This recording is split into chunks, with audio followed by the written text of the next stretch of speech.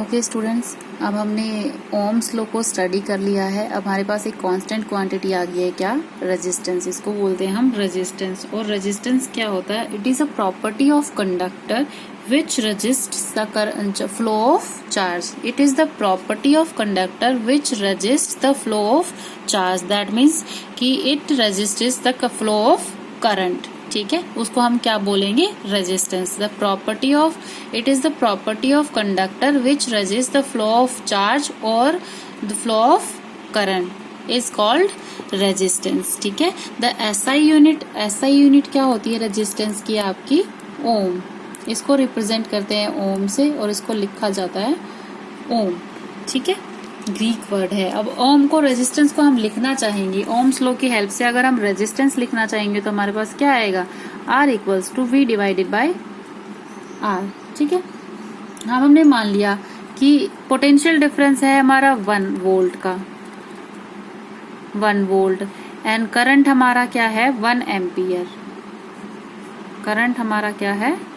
1 ampere. ठीक है, तो हम इसको डिफाइन कैसे कर पाएंगे? 1 यूनिट कैसे डिफाइन कर पाएंगे इसकी? रेजिस्टेंस की लिखा जाएगा हमारा, the resistance of a conductor is said to be 1 ohm. The resistance of a conductor is said to be 1 ohm if the potential difference across the end of the conductor is 1 volt and the current flow through the conductor is 1 ampere. ठीक है, आपने क्या लिखना है? इसकी definition क्या लिखी जाएगी? The resistance of a conductor is said to be 1 ohm if the potential difference of the conductor is 1 volt and the current flowing through that conductor is 1 ampere। ठीक है, ये आपको डेफिनेशन आपके नोटबुक में लिखनी है। मैं आपको आज नोट्स प्रोवाइड नहीं करूंगी, आप खुद से लिखेंगे, क्योंकि मैं आपको क्रैमिंग कराई जा रही हूँ। आप सिर्फ नोट्स लेते हो, नोट्स राइट डाउन कर देते हो, आप वीडियोस भी नहीं देखते हो और ना ही आपको समझ आता है। ठीक है, तो आपको सिर्फ इसी के बिहाफ पे आपको डेफिनेशंस भी लिखनी है कि कौन कौन सी डेफिनेशंस इंपॉर्टेंट है। फर्स्ट आपको ओम्स लॉ लिखना है, ओम्स लॉ में क्या क्या चीजें हैं वो चीजें लिखनी है। फिर आपको रेजिस्टेंस की डेफिनेशन लिखनी है और फिर 1 ओम को डिफाइन किया हमने। ठीक है, तो ये 1 ओम का मैंने डिफाइन कर दिया है। when the resistance of the conductor is said to be 1 ohm if the potential difference of the conductor is 1 volt and the current flowing through that conductor is 1 ampere। ठीक है, ये हमारे पास 1 ओम की डेफिनेशन आएगी। ठीक है, इससे हम करंट को भी निकाल सकते हैं। इसी फॉर्मूला से हम अगर करंट निकालना चाहें तो हमारे पास क्या फॉर्मूला बनेगा? V/R। तो ये आपके न्यूमेरिकल्स में यूज होगा, ये फॉर्मूला आपने याद रखना है। ठीक है, V इक्वल्स टू IR और R equals to V upon I और I equals to V upon R। ठीक है, इस तरीके से हमारे पास क्या है? रेजिस्टेंस आ गया, करंट आ गया और ओम्स लॉ के एप्लीकेशंस आ गए। अब हमारी कुछ एक्टिविटीज हैं इसमें। एक बार इन एक्टिविटीज को आप लर्न करना, फिर नेक्स्ट क्लास में मैं आपको ये एक्टिविटीज पढ़ाऊंगी कि इन एक्टिविटीज में क्या क्या होता है। ठीक है, नेक्स्ट टॉपिक आपका, कोई एक्सपेरिमेंट किया है हमने रेजिस्टेंस की वैल्यू फाइंड करने के लिए, रेजिस्टेंस को कैलकुलेट करने के लिए, कि रेजिस्टेंस किस किस के ऊपर डिपेंड करता है। Factors on which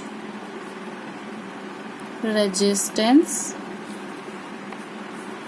of a conductor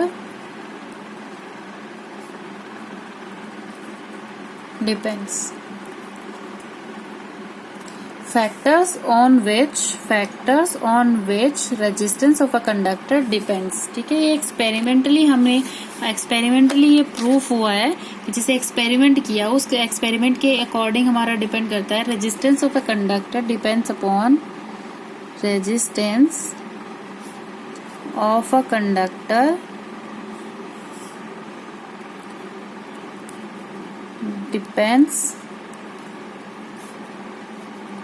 upon, first आपका है length of the conductor,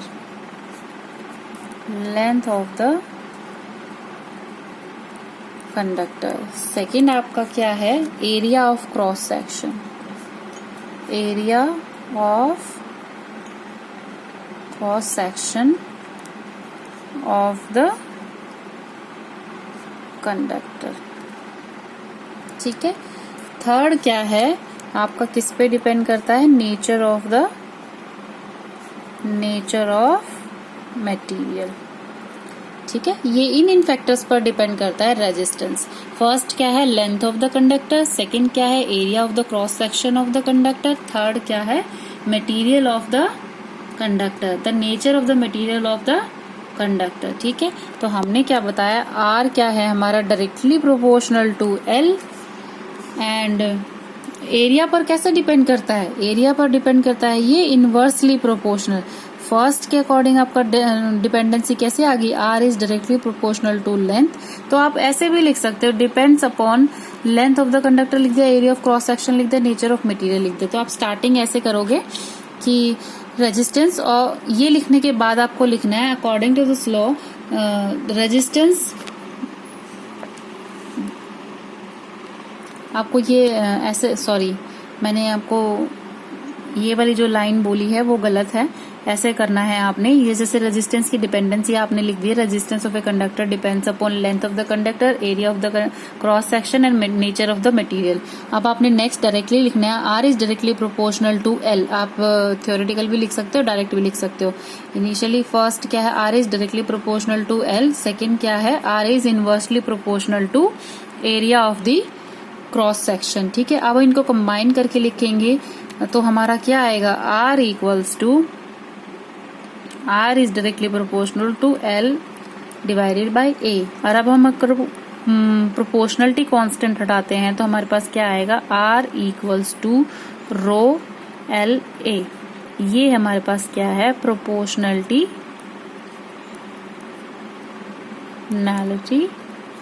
constant known as resistivity. ठीक है, रो को हम क्या बोलते हैं? ये रो है, इस तरीके से डिनोट की जाती है। ये क्या होता है? प्रोपोर्शनलिटी कांस्टेंट होता है, नोन एज रेजिस्टिविटी, ठीक है, तो ये हमारे एक नेक्स्ट प्रॉपर्टी ऐड हो गई है, रेजिस्टिविटी, जिसके बारे में हम नेक्स्ट क्लास में पढ़ेंगे। ठीक है, रेजिस्टिविटी क्या होती है। अब इसका एक और चीज बता देते हैं, जैसे कि आपने रेजिस्टेंस का पढ़ लिया, रेजिस्टेंस की एसआई यूनिट क्या होती है? ओम होती है। अब यहाँ से अगर हम निकालना चाहें तो हमारे पास इसकी रेजिस्टिविटी की एसआई यूनिट क्या होगी? अब रो है हमारे पास, रो, अगर इसमें से रो निकालना चाहें तो हमारे पास क्या आएगा? R into A divided by L. ठीक है, अब आर की यूनिट क्या होती है? ओम होती है। ठीक है, ए की यूनिट क्या होती है? मीटर स्क्वायर में होती है। और लेंथ की यूनिट क्या होती है? मीटर में होती है। तो हमारे पास रो की यूनिट क्या आ जाएगी? Rho into metre. 1 मीटर से 1 मीटर कैंसिल हो जाएगा, सिर्फ हमारे पास रो मीटर इसकी यूनिट बचेगी। ठीक है, आपको समझ आ गया इतना कि रेजिस्टिविटी की यूनिट क्या होती है। ठीक है, इस तरीके से आपका रेजिस्टिविटी टॉपिक कंप्लीट हो गया है। नेक्स्ट चैप्टर में नेक्स्ट लेक्चर में हम लोग क्या करेंगे? इसके ऊपर बेस्ड न्यूमेरिकल्स करेंगे और फिर उसके बाद हमारा है रेजिस्टेंस का कॉम्बिनेशन, कि रेजिस्टेंस के कॉम्बिनेशन किस किस तरीके से होते हैं। थैंक यू स्टूडेंट्स, आज के लिए इतना काफी है। नेक्स्ट क्लास में हम नेक्स्ट टॉपिक करेंगे। Thank you.